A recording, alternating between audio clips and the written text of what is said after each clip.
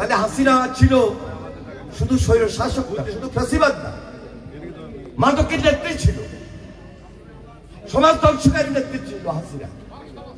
কোনোভাবেই যেন হাসিনার এই অপরাজনীতি, এই ফ্যাসিস্ট আবার বাংলাদেশের মানুষের উপর আঘাত না আসতে পারে, এখনো দেশে এবং দেশের বাইরে বসে ষড়যন্ত্র করতেছে।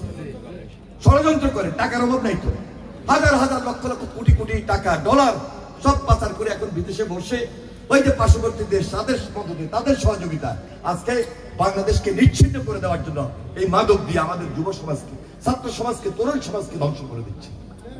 কারণ যুবক, তরুণ, ছাত্র এরা হলো পাহাড় পর্বত পরিমাণ শক্তি, এরা হলো পাওয়ার হাউস।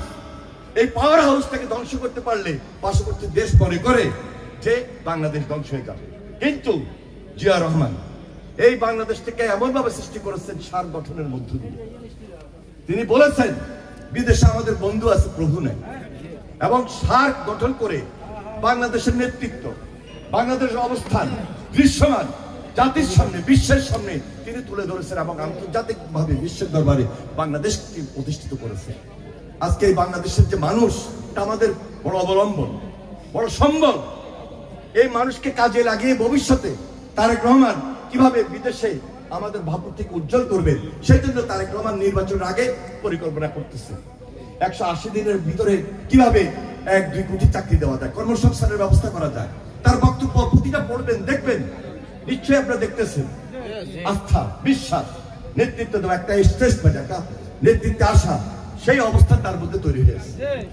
তাই আগামী দিনে ধানের শীষে ভোট দিয়ে এই এলাকায় নির্বাচন, লক্ষ্মীপুরের 4টা আসন ধানের শীষের প্রার্থীকে উপহার দিয়ে আমরা তারেক রহমানের হাতকে শক্তিশালী করতে চাই। এই জন্য এখন থেকে ঘরে ঘরে ঘরে ঘরে দাওয়াত দিবেন, খালেদা জিয়ার সালাম নিন, খালেদা জিয়ার সালাম নিন, তারেক রহমানের সালাম নিন, স্বাধীনতার ঘোষক জিয়া, লও লও লও সালাম, খায়ের ভুইয়ার সালাম নিন, সাবু সাহেবের সালাম নিন, ধানের শীষে ভোট দিন, তারেক রহমানের সালাম নিন। মঞ্চে যারা আছেন আমার সঙ্গে, লক্ষ্মীপুর জেলা ছাত্র দল, যুব দল, স্বেচ্ছাসেবক দল, অনেক নেতৃবৃন্দ এসেছেন, আমি তাদেরকে ধন্যবাদ।